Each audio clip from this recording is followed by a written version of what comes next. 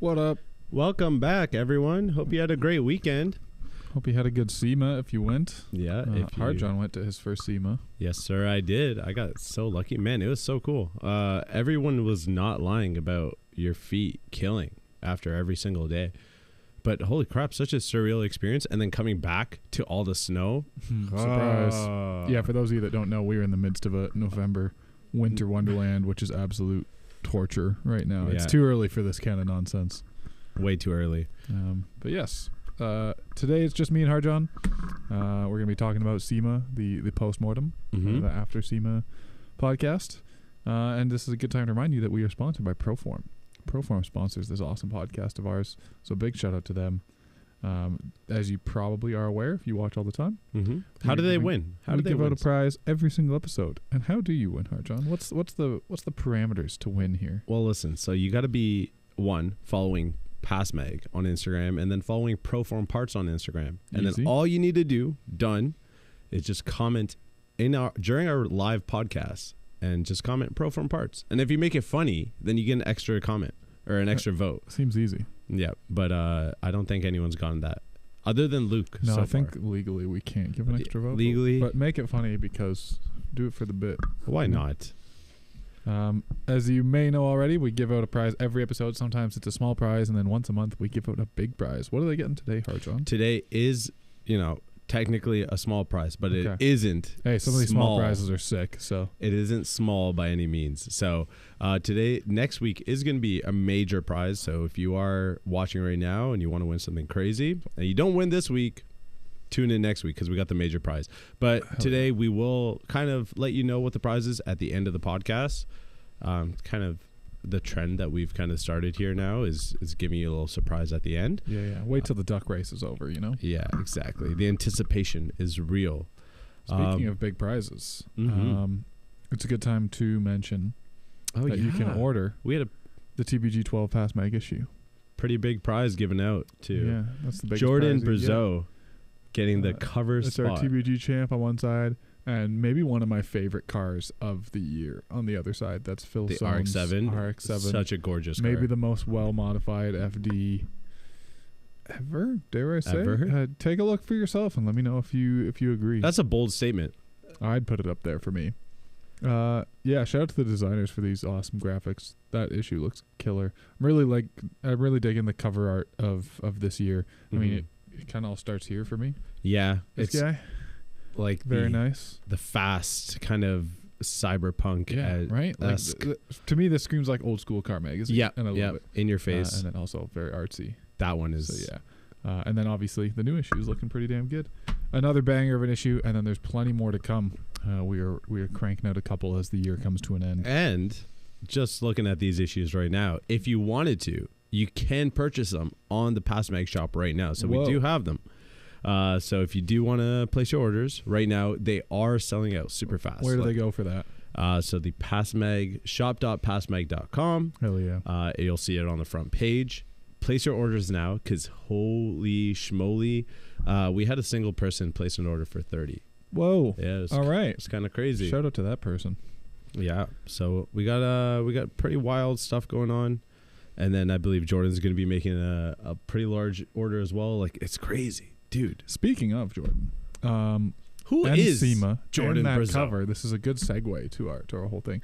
If you are unfamiliar, Jordan Brazeau was our Tuner Battlegrounds Season 12 winner. Part of his prize, in addition to that cover, was to head to the SEMA show. Why don't we watch that moment? I love watching this recap video. Who told me to scream like this?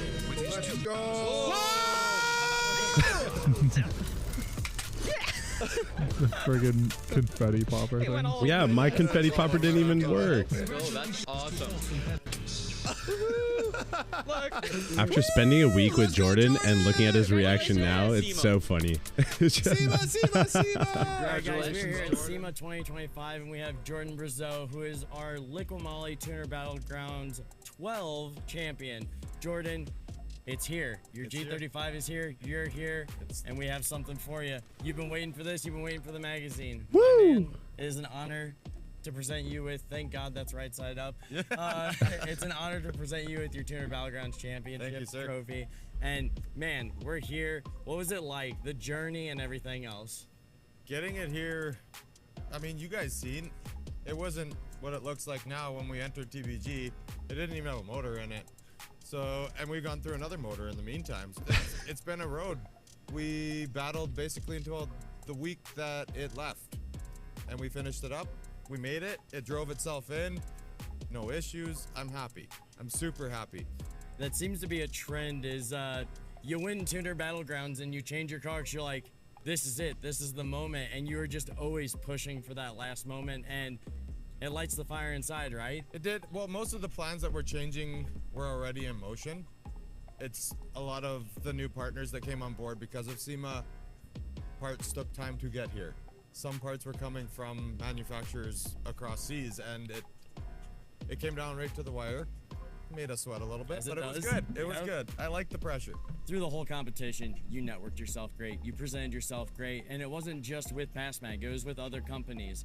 And I think that that is the big thing, is with companies, with enthusiasts, with family, with, the whole thing came together. And I think that you were very deserving of this. Thank you. And there were a lot of people. Like, this year was insane I with agree. how many people were in the competition. I didn't expect to move past the next round, let alone win the thing. Like, there was so And many then you cars get that through. were just, yeah.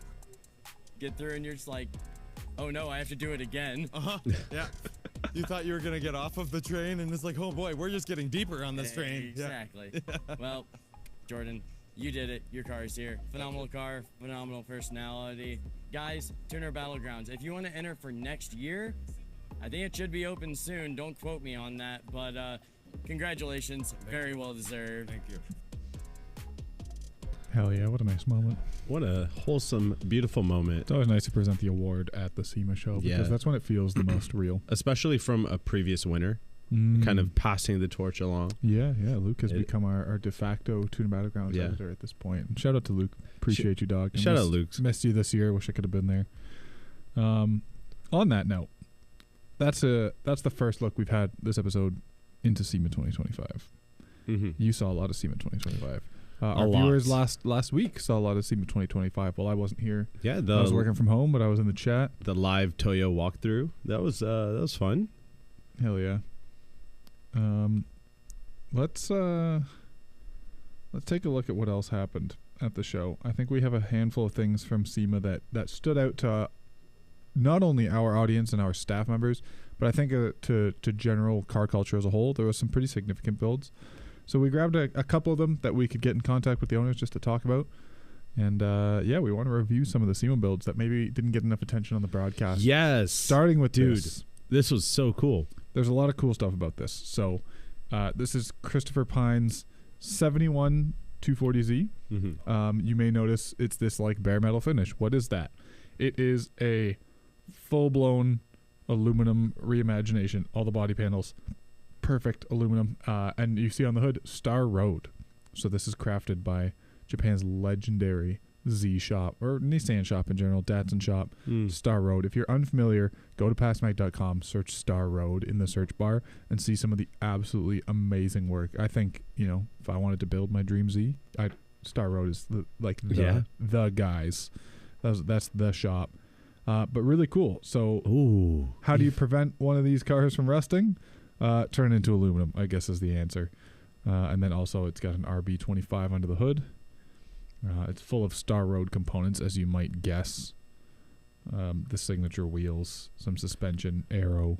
Yeah, and dude, this is a way to do it because a lot of OEMs now are switching to aluminum body panels. Like, I remember when the F-150s came out with a full aluminum bed and stuff like that. People were like, "Whoa, Dude, you want it to not rust? Make it rust proof. And do you still want it lightweight? Yeah, aluminum. Yeah, this looks really killer. I assume it was left bare to showcase the fact that it's aluminum, because if you painted this, it just looks like a Z. And there's nothing wrong with that. We love the 240Z over here. There's a cat in the video. This is a 10 out of 10. Dude, yeah, you know what? You know what puts aluminum a million times, makes it a million times better than fiberglass is the finish. You have no silly waves. Yeah, dude. Yeah. I don't know if you guys have tried to fit fiberglass parts in recent history. It's gotten bad out here. And how much more can you be putting on with the aluminum panels, in weight? Right. Yeah. Really cool. But I think we have Chris that we can actually talk to wicked. and get more. Yo, hey, what's Chris. up, man? Hey I guys, like how's your it going? background. That's great. I was trying to invert it back, but So talk to us a little bit about was this a partnership with Star Road with SEMA in mind, or is this like a self-funded, I'm bringing the Z to the best Z guys in the world? so it's kind of funny how it happened. My good friend Sudo-san over at Number 7, he reached out to me last year after JCCS. We went over to Larry Chen's house to have a little barbecue with our car club. And I drove this car over there, and before the aluminum panels, it was all kind of rusty and Classic. and just looking like it was in the desert for 30 years, which it was.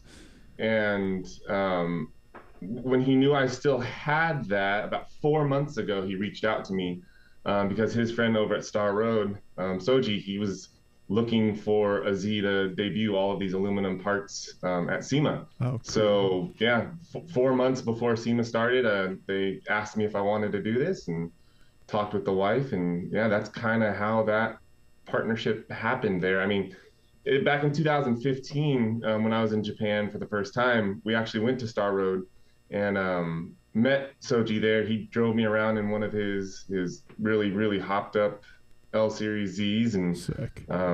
yeah, I kind of fell in love after that, and it's kind of crazy full circle came around, and he was showing me around on the Z, and then when I first drove this car from the parking lot a couple blocks away to SEMA, he hopped in the car there, and yeah, it was pretty cool. It was a cool experience. Cool. How did that come together? Did they bring all of this stateside and start assembly? So no, so basically it was, hey, do you want to do this? Cool, here's all the parts. And I was kind of made to find my own people to help me do it all. And we didn't get any of the parts. Like, we didn't get brakes, suspension, any of the aluminum panels, wheels, anything until a month ago. Holy. So wow. The SEMA crunch is very real. That's insane. Yeah. It's like the most extreme set of Legos ever. So does that involve a lot of cutting away of your old chassis, your old car? So the only thing that needed to be cut away was the quarter panels in the roof. Okay. Those, you just drill out all the spot welds and peel that off. Mm-hmm. And my good friend Mark, he's out there in Vegas. He's the one that we sent the car to do all that final body work and get those pieces bonded, because when you can't weld aluminum to steel, so once you drill out and pull off all the original steel, all of these are panel bonded back together, Right. just like a modern car. Oh man, this is really cool. Everything else. So the people that are manufacturing these parts, this was the first roof and quarter panels to be put on, but they have been they've had about 3 years of development to get to this point. Whoa. And they have a couple of cars in Japan that they have the roof, the fenders, and stuff like that. But yeah, we were the first ones to put it all together. And the factory that's actually stamping these, everything's pressed and stamped, is the factory that is developing the brand new Lexus LFA. And they do all of Toyota's prototype vehicles. That's so wicked. It was nuts, man. We unbolted the fender and doors, and just simply bolting these on, the doors closed better than they ever did. Huh. That's really cool to hear. That's so yeah, surreal. the attention to detail and precision that they did, it was crazy. Like, the gaps were perfect. Everything fit fantastic. So I was going to remark really, on the really gaps cool. and ask about that. Like, it all fits together really well. So obviously a high level machining is taking place here. Oh, yeah. I was really worried because we only had a month to put this whole car together. So when everything was starting to fit up like perfect, it was it was a relief, and yeah, it was a fun time. Imagine doing that with fiberglass in a month. Yeah. Now in terms of the panels, like, how much do you guys have a rough idea on how much you may have saved on weight wise, or was it similar? Yeah, so talking with the engineers, there's about 150 pound, I think 70 kilogram difference from steel to the aluminum. But this is a 5000 series aluminum, so it's used in a lot of like marine applications. So it's much less corrosive than I know like I think the new Mustang and some Z's, the new Z are having some corrosion issues with the aluminum. That's a 6,000 series. This is a 5,000, so it's a lot more magnesium in the aluminum to help out with the corrosion resistance. But like for strength, a door, for instance, is 30% lighter than the steel door, but it's over 1.6 times stronger than the steel door. That's so badass.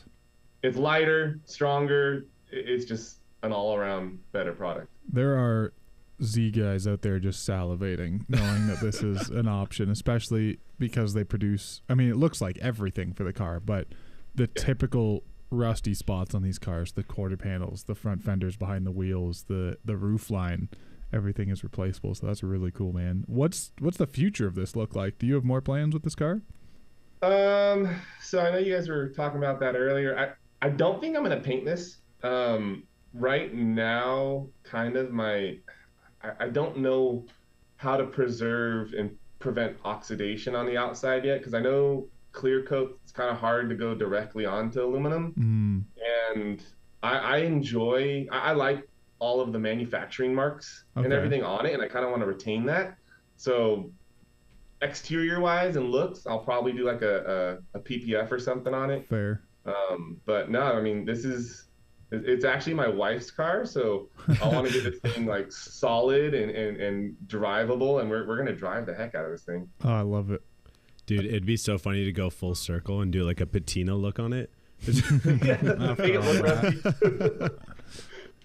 Yeah, no, it's it's fun. I love the look of it, and a lot of people. It was funny because at SEMA we were trying, like, everyone that was walking by thought it was just a wrap or just steel or something like that, and we had to get those stickers like right there made up saying like 5,000 aluminum, because no one really understood what they were looking at when they saw the car. And once we did that, and Z guys and old school guys like that would come up and like start actually looking at the car, it was really, really cool to see the reactions and just kind of like their inputs on these products. Super cool, man. Out of curiosity, how much power is the RB making?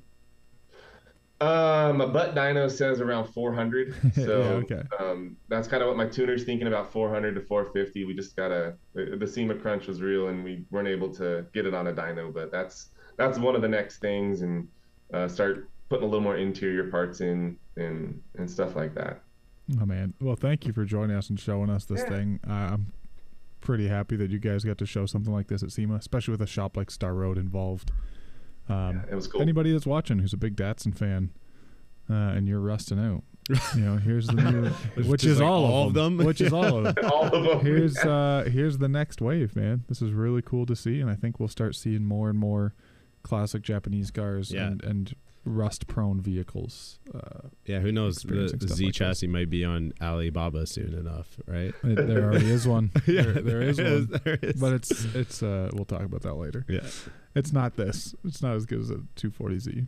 Yeah. So yeah, this is a passion project for Star Road. This is something that he's been working on these cars for 30. I think he said 33 years. He's been working on modifying S chassis. So this is just the next step. Yep. Super cool. Awesome. Well, yeah. Thank you, Chris, for calling in, and then hopefully we get to see this again in person at some point in the future. It'll be around. Yeah. Oh yeah, man. All right. Thank you again. Thank Talk to you soon. We'll talk to you. No worries, guys. Have a good one. You too. Bye. God, that's so cool. That's so wild. If these and like the Alibaba chassis and all that was around when I was looking to build a Datsun, I feel like I would have one by now. And I would be so much more financially not well off. So maybe it's a good thing. Dude, 400 horsepower in that aluminum, like that must be insane. They have good suspension. Yeah. Now, the next car. This car kind of like insane. Oh, this is the one you were talking about. Yes, yeah. You see it at SEMA and you're like, what? And then you look at it again and you still don't get it. And then you keep looking and you'll find like a million things to look at every single time you look at this car. So my interpretation as someone who wasn't there, it is both has reflective elements, but it also has straight up illuminated elements all in the vinyl wrap. Vinyl wrap, question mark? Yes. Yeah, there's like pieces everywhere, but like I didn't get to see it light up. It is the guy who owns that Supra, isn't it? We saw that Supra at the very first Englishtown rally. That's why I recognize the styling on the Golf. Is it Golf? GTI, yeah. yes. But yeah, this looks like they've taken it to the next level. Like the next level, and then 5 levels after that. Yeah, Like this is wild. This is like literally the coolest. Blinking taillights too. Like, you know those renders that you see on Instagram where it's like, like the cyberpunk future, like, Yeah. you know, this will never exist. yeah. This is one of those renders, but it existed, and you're like seeing, like, when I saw this video and I saw the lights, I was freaking out. I was like, "There's no way, dude!" Like, it's like when everyone started doing the color changing wraps and stuff like that a while ago. No, this is We have the owner on. What's his name? Adian? Hey, what's up, guys? Hey, what's up? How's it dude? going, bro? How do I say your name, man? Hey. No, you got it close enough. I get a lot of people who say Aiden, so Adiana is the right way. Adian? But All right, cool, man. yes, sir, yeah. This is probably, well, I say probably, this is the wildest vinyl wrapped anything that's ever come across the desk, the podcast, sure. the SEMA show. I'm sure. For sure. Is there an existing ahead. relationship with these companies like Corsa Auto Design, 506 Wraps, and things like that? So you guys are gonna get the little secret is Corsa Auto Design is actually me. Okay. So I am there's the reason why all my cars are so ridiculous looking. And I heard you right before I got on, saying how, like, you know, you only see cyberpunk renders and whatnot. And that was exactly my vision, is how could I take one of these renders and turn into real life? Mm-hmm. And the funniest thing is that this is actually technically my quote unquote daily. This is a car that I'll be driving. That's great. To everything from Walgreens to the gym to a car show. And so yeah, that's the point of this car. Even the Supra, they're kind of meant to be an experiment in the creative expression, and how far can you push the limits within still some limits of a budget of what could you do? You know, what's the wildest thing you could see on the road, I guess you could say. So the Supra is yours, right? We saw you at The Supra is, Englishtown yes, the a Supra couple is years mine back. as well. Okay, Mm-hmm. I thought Yes, so. yep. Yeah, it's come a long way. Now, do you have plans to revisit this kind of styling in the Supra, or is that too much work to undo to do again? You know, I've gotten that question a few times, like, what's next for the Supra? I'm like, listen, the Supra right now still probably has one more year left in it. It's just because, there's definitely a lot that goes into these wraps. So it's not just me, right? Obviously, Corsa Auto Design, the design aspect is one thing, but I always say a good design is nothing without a great installer. So I want to give a big shout out to 506 Wraps, who is my right-hand man in making these creations. Now, as Corsa, I work with a lot of different shops, from Jersey to Cali to even a shop in Australia I've worked with. But that being said, you know, it's one thing to do a good color change wrap, and there are a lot of shops that do fantastic color changes, but it's another thing to be able to handle a print of this level. And it's not just like a commercial. I do a lot of commercial prints and stuff too, but it's not just like a commercial print where it's a pretty simple layout.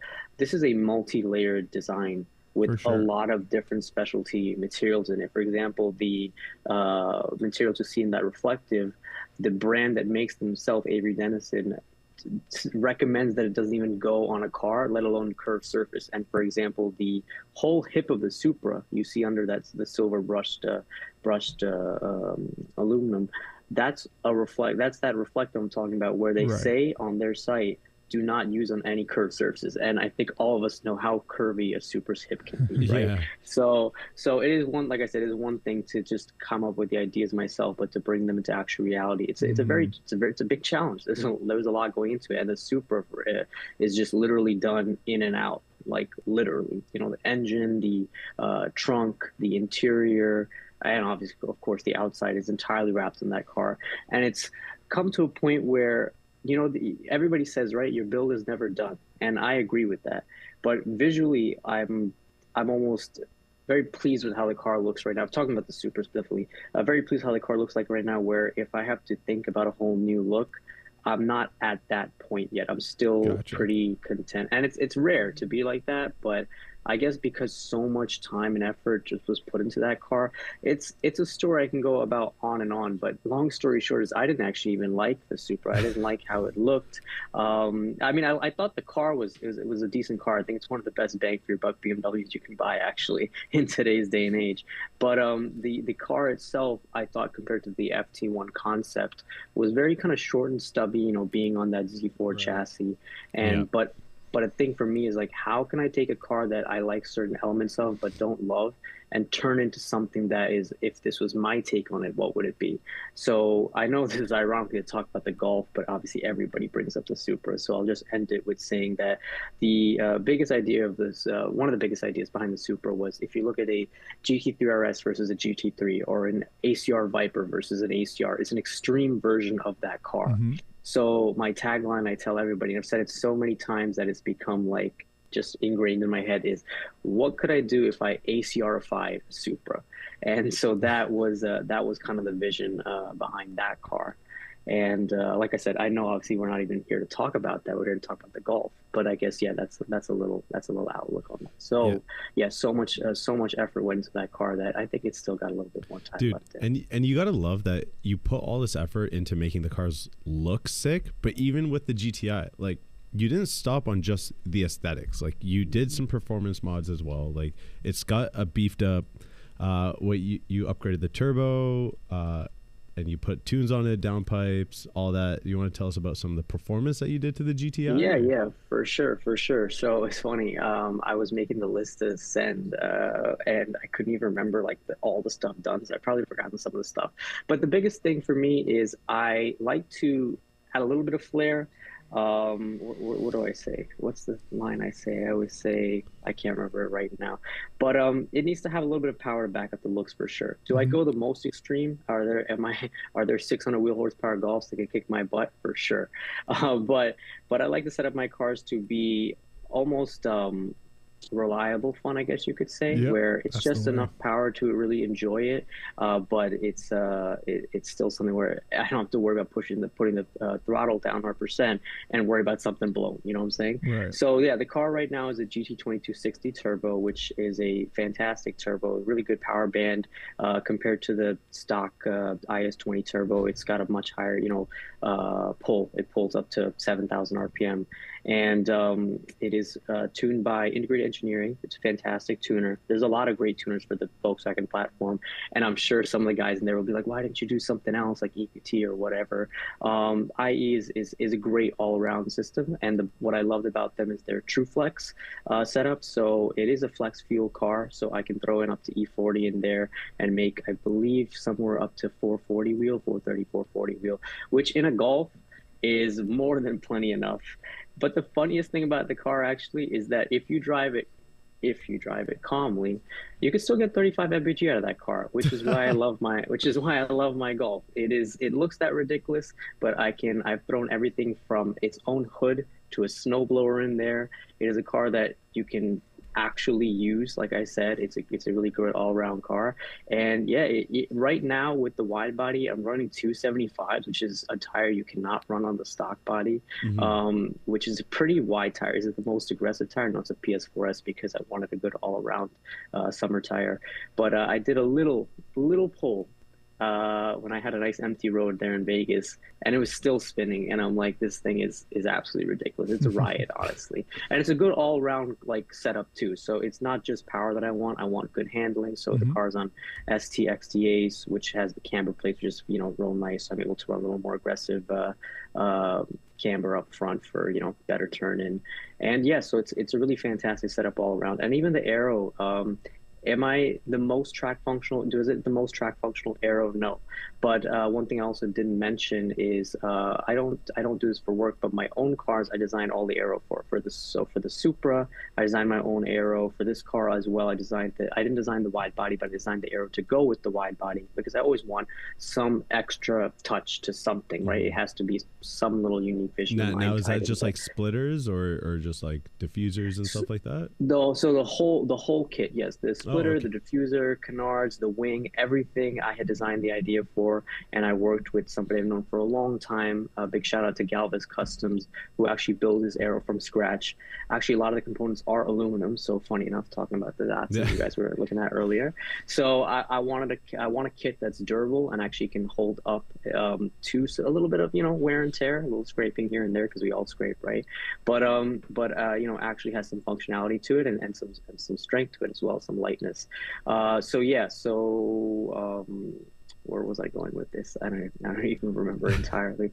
But yeah. So like I said, the biggest thing about the car is that you can say it's a little too much for sure, but you can't say it is.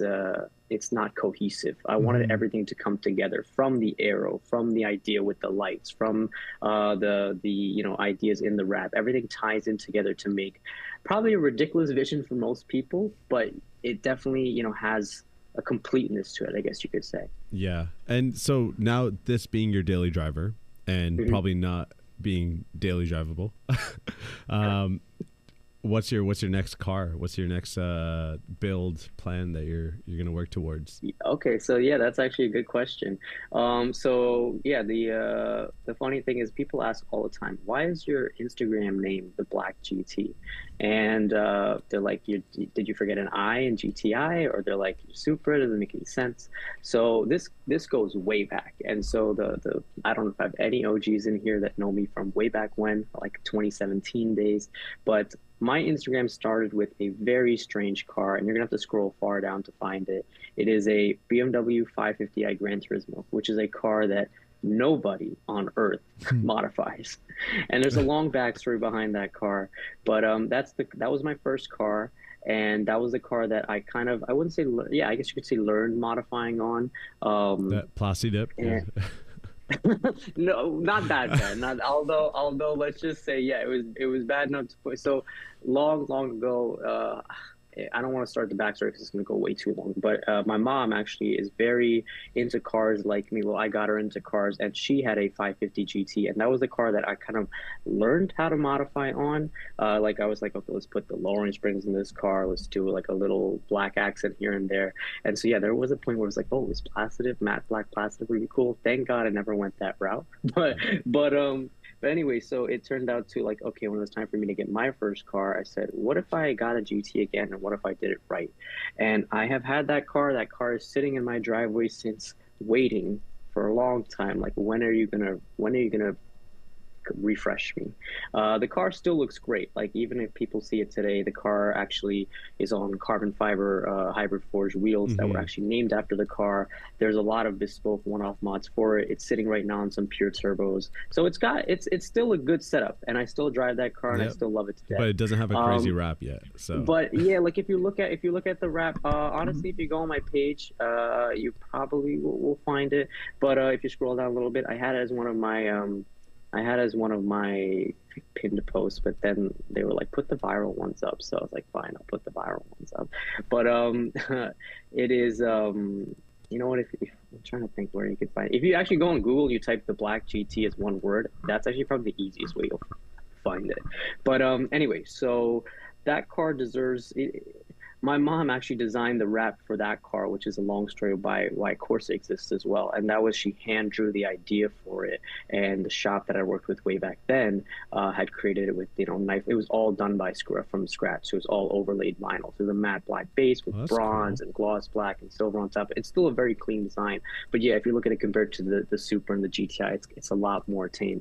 But yeah, people are like, when are you going to bring it back? And that's the car that deserves, I would say, more than a wrap for sure. I don't want to reveal all the things I want to do with that car because I want it to be a surprise. But all I'll say is what I need is time, and what I don't have is time. Yep. So it's one of those things where I'll take it little by little. But I plan to definitely start working on that car next year. And it's one of those things. I'll put it this way: this GTI, I finished in 2 weeks for SEMA. I finished it 3 hours before it got on the trailer, and boy on earth, it was just a crazy time to get that car, and I put myself through a lot to make that car happen.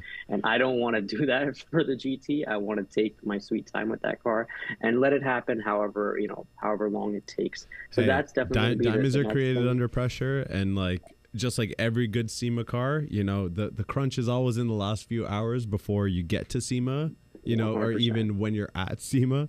So, you know, it never ends, but, you know, it's good to see that we're potentially going to see you at SEMA 26 with a BMW build. So it's going to be fun news. For sure. But yeah, so I got some comments in the chat. People want to know more about the wrap. Me too, actually. So you mentioned it's multi-layered. One of my moonlighting things is working at a shop where we do liveries, mostly motorsports, drift liveries and stuff. And I'm pretty familiar with like the layering process. This takes that way further than any of these liveries we've done in the past. So specifically, I want to talk about like the illuminated details and stuff like that. Where does that fit in the livery? Does it require body work? Is it illuminated? Like, is it paper thin lights? What's happening there? Yeah, so we're talking specifically about the GTI. So the Super, for example, you know, it lights up in a lot of my reels, but it's all reflective. So like the car itself won't light up unless you have some sort of light source on it. But the GTI itself, people were like, "How are you going to take it one step ahead?" And I was like, "Okay, let me figure out a way." So what it is those hexagons you see in the wrap that blink right in a lot of the videos that I have there. So like in that shot you'll see it's lit up. What that is, it's electroluminescent paint, but it's converted into vinyl. So it's painted on vinyl in a specific shape, and it's basically that allows me to incorporate it on top of the wrap. You can actually as well paint it directly, but that's a lot more work. It's a lot more challenge to that. So and since I was going for a very cyberpunk theme with the car, hexagons fit perfectly. And so yeah, how that is basically it's one of the overlaid pieces on top of the base wrap. So you can kind of see that optical illusion glitch kind of pattern as the base of the car, as well as, you know, the greeble, which is a term to explain like the type of paneling and stuff you see on the car, that very intricate machinery looking kind of paneling. And so that's kind of the base wrap, and then you see there's a reflective on top in terms of that kind of red screen internal design you see, as well as that kind of livery as well. That's that gold livery you see all around the car. And then so on top, along with all those is as well those hexagons incorporated into both the aero and the wrap, which, you know, if you're driving next to the car, your headlights will light it up and it will start glowing. But now, just besides your lights glowing, it's got its own lights to glow in the car as well. That is super cool, man. So the light up layer is the top layer. Yes. Interesting. Correct. Okay, that's really cool. And does it show up anywhere that we're not seeing? Like, it's on all the hexagons that are, you know, very, very clearly placed. Is there somewhere we're not seeing here on the screen, like any real elements? It's funny you say that. Is the hexagons were one of the biggest challenges to the car, because what I had thought they were going to be versus what they actually were different. So I actually thought these were going to be, at least from what I was originally told, is they were going to be bright enough to be under the wrap. So originally I actually designed them to be kind of hidden and be a little hidden surprise, so they would pop out. But when I got the vinyl, when I got the hexagons and I tested them under the wrap, I could barely see them. So I was like, okay, this is this is not going to work. I need to completely redesign the car to have the hexagons flow into the design, where if somebody doesn't see that they're on, it still looks like it's part of the wrap. So I'm actually exposing myself a little bit here, so you know that it's actually this was a workaround for it. But the good thing is I think it actually tied into the car very well. Like, I don't think it takes away from the rest of the design with the hexagons being, you know, overlaid on top. No, I don't think but so. No, the original idea was actually for them to be under. But no, all the hexagons are the light up parts, like you see in the video that we're looking at. And what was the other thing I was gonna say? No, but that's pretty much it. So the funniest thing is this was discovered after the car had already been started, after we'd already started doing the wrap. So this was like literally working in real time, to the point where I'm actually sitting at my desk right now. I have my iMacs and my screens all lit up because I have, you know, I like to see a lot, right? You know, spread my ideas out, have mood boards everywhere. So I don't even use a laptop really much. I literally took my computer to the shop, and I was sitting there at the shop working real time in front of the car to make the adjustments in the design to you know, basically make it still all go together. And I still think it worked out for what it was. Yeah, it definitely did. I think so. It's a really cool exhibit in like the next level of visual car modification. And how to express 100%. a build like that. It's really cool to see. This is the kind of thing that absolutely belongs at SEMA. The idea behind a lot of stuff at SEMA is like, what's next in the world that we're in, and I could see stuff like this. You know, it's surely made waves. I'm sure the show car people are lining up to figure out how stuff like this is done and start working on versions of their own. So I think you've blazed a bit of a trail here, and it'll be exciting to see what comes next. Yeah, definitely a trendsetter. I could see, honestly, the light up wraps coming a long way from here. I mean, to be fair, that's also definitely illegal here. So dude, what you run isn't into illegal some problems. Blue illumination on the car is not allowed here, so it'd be tough. But there's definitely ways you can do green illumination. Yeah, that'd be sick. Hey, nighttime drifting with light up liveries. Yeah, hell yeah. Oh yeah, I'm into for it. sure. That'd be For sick. sure. Well, And that's the beauty of things, evolving, is like even back in the day when print wraps were first starting out to now, like being able to just, even before this car, like even the Supra, just with the reflective, people were like, wow, you could do something like this. So yeah, to see we'll see the next 10 years, how things evolve more. And I'll be trying to still push the envelope as much as I can with my ridiculous looking cars. soon you're gonna be putting LCD screens onto cars. Awesome. Man. Well, it's funny. We're going full circle I to that. I kind of have that a little bit with the headlight, right? Yeah. So I was like, how do I go full cyberpunk? So I said, let's make a headlight that actually brings the car to life, and that's why I have actual bumper mounted driving lights. So those are my actual driving lights. People wonder, like, how do you light up the road, with just one headlight? So it's still, like I said, even with the way the car looks, it can still be driven. And it's funny, you said a daily driver that's still not daily drivable, for sure, to some extent. But the car actually does have air cups as well on top of the coilovers, so it does make it drivable. And the funniest story I like to say is that I drove this car through a 3-hour blizzard on my second date with my now girlfriend, who has a GTI as well. And so that was my proving point that if you can do anything, it is with a Golf. That's awesome, man. Well, thank you very much for joining us and showing us, giving us the breakdown between what we saw on the show floor and what it takes to bring something like this to life. I'm sure we'll see more of you in the future, man. So hey, for sure, best of man. luck out there. Pleasure. We'll Thank see you guys again for soon. having me. Yeah, thanks for My calling pleasure. in, bro. It was nice seeing you. Thank Man. Julia says Adam wants green. No way. Dude, there's a lot of comments in the chat for me that I did not catch. Did you know green is one of the only colors you can legally have lit up and or strobing on your car? I mean, don't strobe, but Yeah. light up green. Green underglow is the only thing that's 100% safe. Luke pointing out that yes, he did give me this Sanrio Puchacho. It is authentic for anyone in the, especially the production team watching. Someone said that I was soft John today. Nope. Very strong hard John today. So here's a little SEMA recap. So we did go to some dinners. So this is us at Peppermill. It's a very fun family dinner night. And then we ended up at Rosa Mexicano, which is a great Mexican spot. And that was where we took Jordan and Megan. Jordan, our TBG winner. And here's another little thing from SEMA we got. So Michelle, I'm a Plady. You get it? She drives a plaid and she's a lady. I'm a Plady. She made SEMA stickers. I'm gonna kill myself. She made I'm SEMA sorry, stickers. YouTube mods, don't demonetize. It's a joke. I brought them to the office, and yeah, dude, it was so much fun. Oh, and one last story about SEMA and my personal story. Is this the missing Harjon? No, Oh, okay. we don't talk about that. Okay. So on Tuesday there was a content creator night, and so we were all invited to K1 Speed, which was fun. Oh, jeez.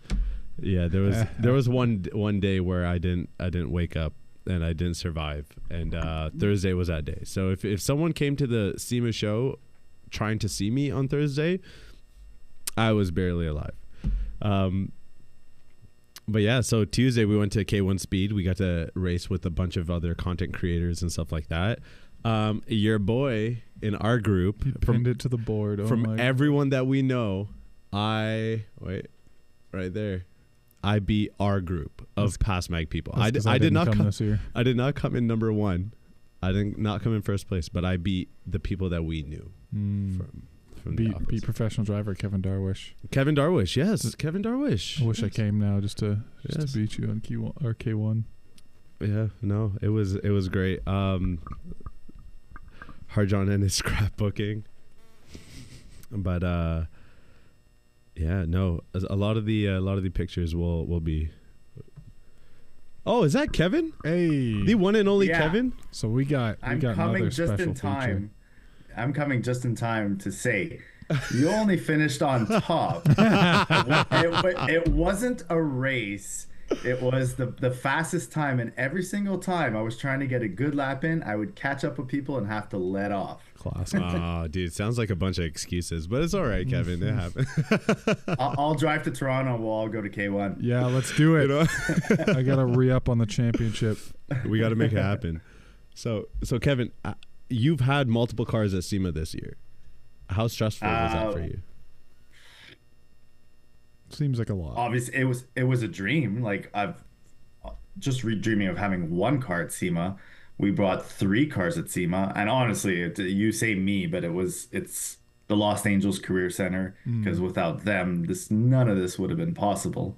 But yeah, mainly our Camaro build in the Toyo Tire tread pass. Sorry, as you can see, the video right here is when we were dropping it off. But we did have a square body in the boot barn booth, and we had a K truck, a Suzuki Hell yeah. Carry in the Iwata booth.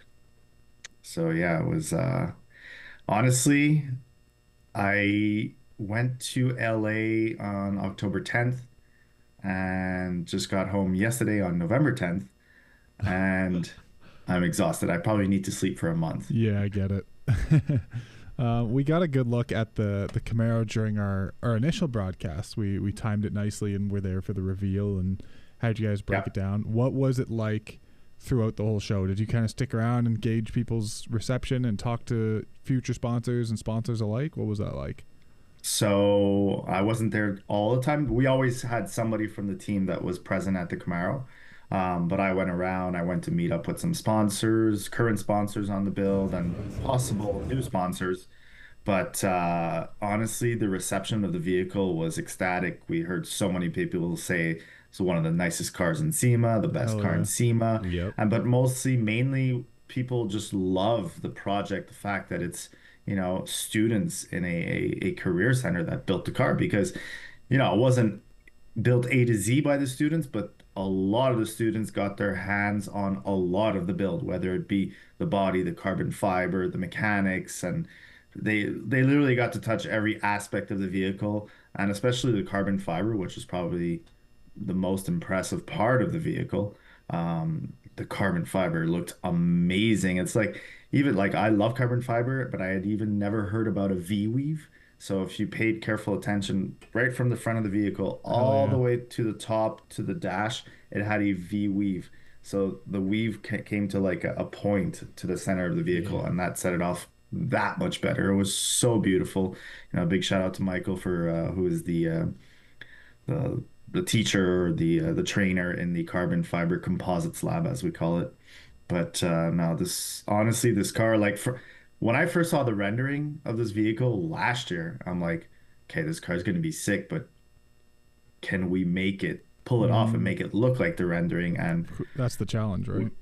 Yeah, but we did. And like, a big thanks to all the sponsors, because without them, this build wouldn't be possible. And everybody we approached for this vehicle didn't even hesitate to say yes, because they just love the program. That's and like sick. the whole mission of this project.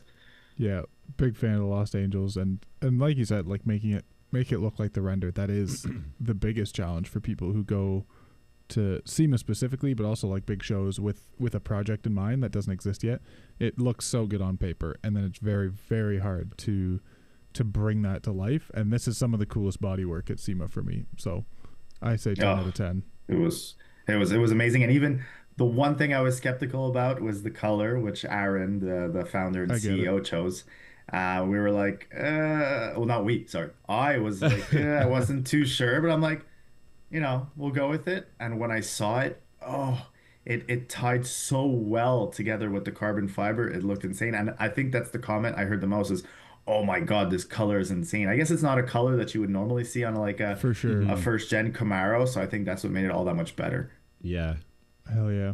And dude, I love the fact that the carbon fiber on this one, it was created by students, but I've known so many people that claim to be like master carbon fiber techs and stuff like that have had way wavier panels. Right. And like these ones were flawless. Like it could have been like an OEM panel with just a carbon fiber wrap on it, and like it's like I couldn't tell. Like it was so perfect.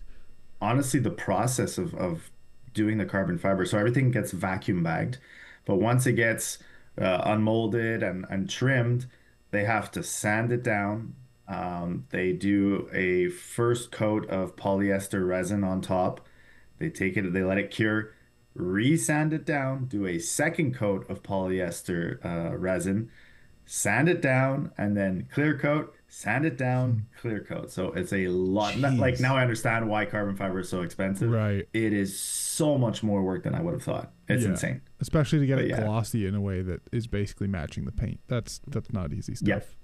Yeah, no. So honestly, the team at the Los Angeles is top notch, and they're an amazing team. And honestly, the car was. When we drove it in right here, like on the video, I got like a little bit emotional because I'm like, this thing is so amazing, and we pulled it off. You know, a lot of people with these builds, like I'm sure like the Ring Brothers and all those types of builds, these are cars that it's more of a year into a build, and these guys are like, of course, it's what they do for a living, and we knocked this out, and like we did start in like January, February, but the main bulk of the work was done in the past 4 months. Like this thing, so.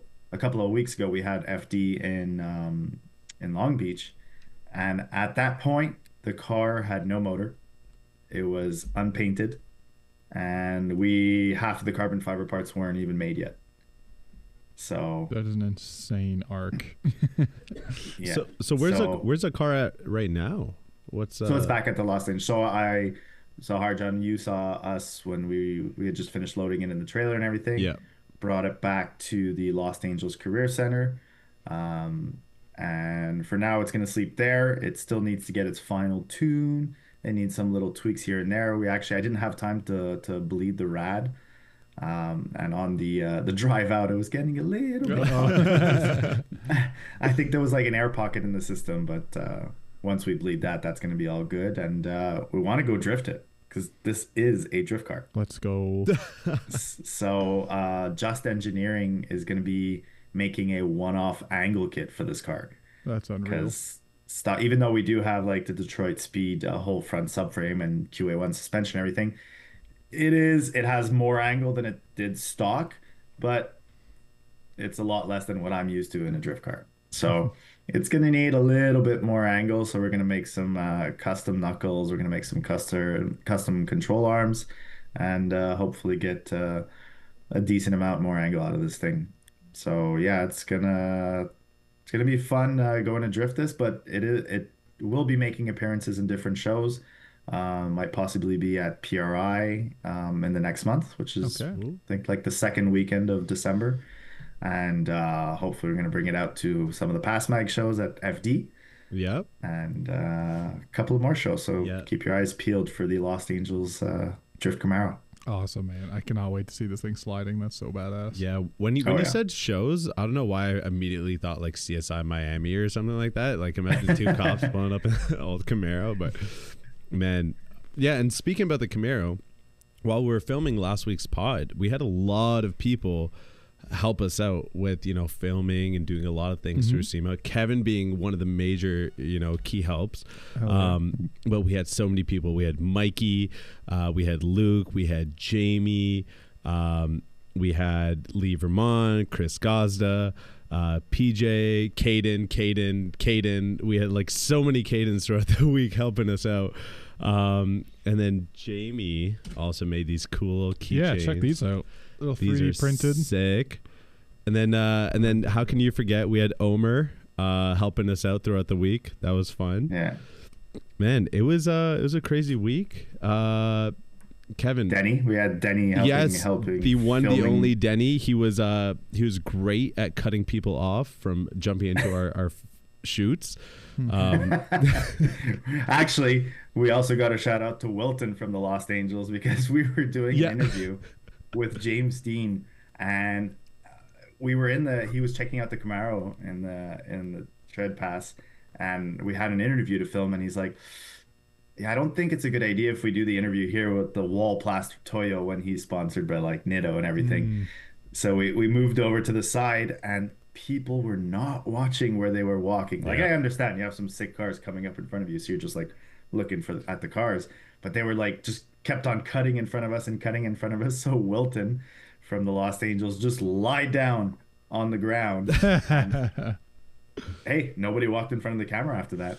That's hilarious. That's a good tactic, actually. Yeah, dude, throughout the entire week, anytime you had to film anything, you had one person lie down on either side and no one was walking in front of the camera. It was kind of a cheat code, and we're probably going to be doing that every year now. Yeah.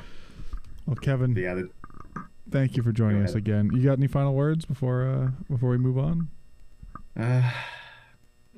He's ready to knock. You gotta get some sleep for sure. I'm getting the typical like SEMA little cold. Yes. I need some sleep. And one thing I have to say, beautiful weather. We drove back to LA. We went to Super D at Apple Valley Speedway this weekend. Some amazing driving. There were so many drivers, so many spectators. The weather was beautiful. All the locals were complaining that why is it so hot? And I was like, dude, like I'm about to go back to cold. And I jinxed myself because I got home. Welcome. And there's like a foot of snow. Like, what the heck? I literally like walked out the airport. I'm like, I'm going to go back. Like, it's anyways, hopefully this will melt, because the past couple of years we only had snow like in January. I know, isn't it wild?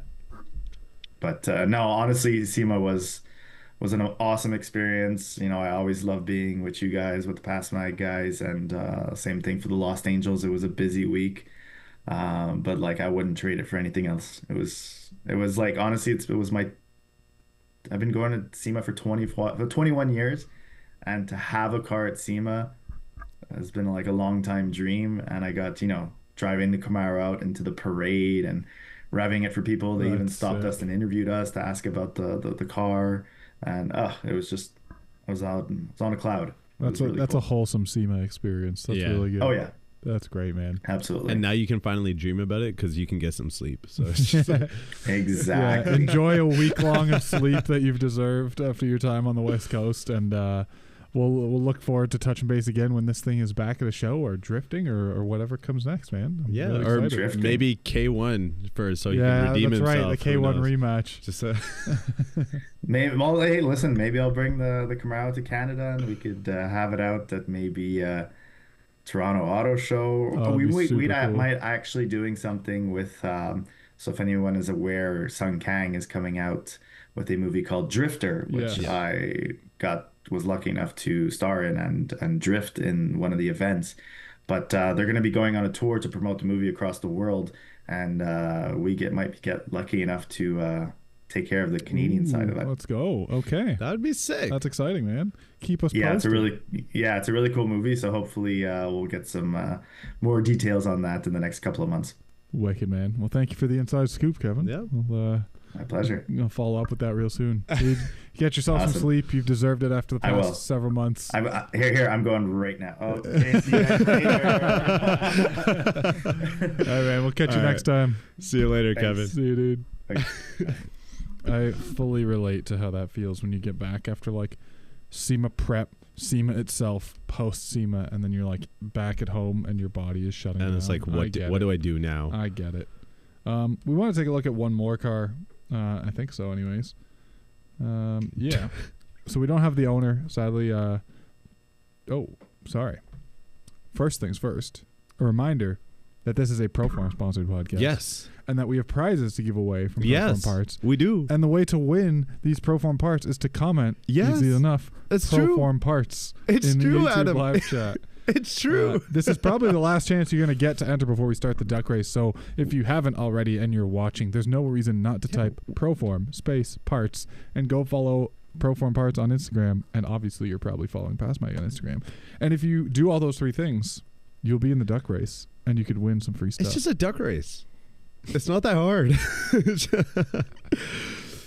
But as people get to that, we want to take a look at one of the coolest builds of SEMA and in the tread pass. Oh, it was dude. John Sarkeesian's. I hope I said his last name right. I just call him Slang. Everyone knows him as Slang 500 on Instagram. He's a bit infamous for this now. And S Club. They built the Final Boss. That's what you're looking at here. Final Boss is a 1971 Mercedes 600 body, essentially. You know, some chopping and cutting here and there. Sitting atop a 2024 S-Class S63 AMG. So there's a brand new-ish car beneath this awesome old body. Lots of really cool details. Probably one of the most customized, very like hot roddy body swap cars. Like super luxury, like I can fall asleep. Like it's insane. 1,000 horsepower, 1,000 pound-feet of torque. Like usually when you see an S-Class, it's kind of like a blend in, kind of just like subtle baller style. Very subtle baller. This is the opposite. This is like, hey, you know I'm a baller. This is essentially a custom Rolls Royce slash Maybach slash very cool Mercedes. Like Mansory. Like very in line with the S Club's previous builds. If you follow along, they've been in the Tread Pass every year since I've been going to SEMA. That is 10. I'm old. It's like a decade of showing something cool in the Tread Pass. Usually 2 something cools in this year. This is I hope Final Boss doesn't mean that they're capping the run into this like build off of showing up at Tread Pass every year with something cool. But it may be, you know, the Final I feel like that's Boss. a Final Boss like Benz. Right? That's what I thought too. Like just a cool nickname for the Benz. On the big face HRE wheels. Makes lots of power. If you're not familiar, the bodywork is impeccable. The paint is impeccable. The interior is super cool. There's always a very cool display in all these S Club builds, and this is no exception. This time it's relegated to the trunk. Normally the whole interior has like everything going on. The tinted carbon fiber. Not to say that this interior isn't gorgeous. I love that tan leather. It's hard to even come up with the words to explain this. If you're looking at it, you see that it's beyond description. It's just very cool. Did I hear correctly that it's for sale? Oh yeah. They want to sell it for over $2 million USD.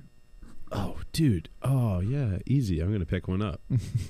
So if you want this for yourself, just cough up more than $2 million USD. And you too can have one of the only. Now, okay. Now imagine someone buys this. You think they're gonna drive it or park it out? Now, does this become like if just they have an balls, art piece? You gotta drive it. It's like an art piece where they just launder money through it, or just. There's a very good chance that a collector could put this away and drive it like once ever. That is collector money. On and off the trailer is all it's going to be driven, which is unfortunate. It is unfortunate. If this is ready to rock, I hope somebody just drives it. But the thing is, it's like this. You get an fender bender and the whole thing is written off. Yeah, you can't even get a replacement part. You have to go back to S Club for your insurance job, and that's the whole thing, dude. And you know, like other people have said, for $2.7 million, I can get like 2 of my dream cars. Dude, you know how many IS300s I could get for 2 I could get pretty much any dream car I've ever had. Not to say this isn't super cool. I think this, you know, that sale is aimed at people who have money as no object. Whereas, like, if I'm going to spend $2 million in a car, I've waited my life for that moment. And, I would buy, like, a Koenigsegg or something. Either way, very, very, very cool. If you're not familiar, check out Slang 500 on Instagram. You'll be blown away. All right. By the work. Make your guess right now. What country do you think this car is going to end up in? UAE. Yeah. It's going to Dubai. Dude, or it's going to... Literally, I could only see this car being... the Sultan of Brunei or something. Like, you know. Like who else has baller status like that just wants to be... Who knows? This could stay stateside for all we know. This could go to a collector in London, England. This may not sell. You know, there's a very real possibility that doesn't sell. It's extremely cool, though. Easily one of the favorite cars from SEMA, not just because it's dark green, but because it's cool. That's about 45 Tellurides, says Omer. So I assume Omer would probably love taking this car to Dunkin' Donuts or something like that. He loves Dunkin' Donuts. It does go to show that the coolest cars do end up dark green, just saying. It is, yeah. Color combos, guys, fantastic. We don't pick them, but we did. Some things are just universal. What else do we want to talk about? It'll be sold in Hamilton. Hamilton, Ontario. Before we go into the duck race, reminded that this whole thing is made possible by Proform. Yeah. So Proform Parts, shout out for letting us do the duck race. Thank you, Proform Parts. And, every week, next week. So let's say you were... Big Price Week next week? You were deaf, or you had us muted the entire time, this podcast, and you didn't comment Proform Parts this week. Well, next week, we are giving away a major prize alert. And so next week, you have the chance to win a major Proform prize. So tune in next week if you missed out on this week, or even if you didn't win. Or if you did win and you still want to win another prize, come in next week. And also, on top of that, on the shop.passmag.com, we got the brand new issue. It's the TBG champ, Jordan Brazeau, and we got the rotary rocket on the other side. So and all of these issues that you see on the table here. And all of these big collection of bangers right in front of us right now. Yes, sir. And there is a note section at the end of wherever you place any order. What do they do with that note section, Harjan? You write a sweet little message to your boy Harjan. And because I package all the orders. So if you write anything, I'm going to be the one to read it. And just give me weird requests. I'll try and complete all of them to the best. Whoa, what a small duck race today. Whoa, really?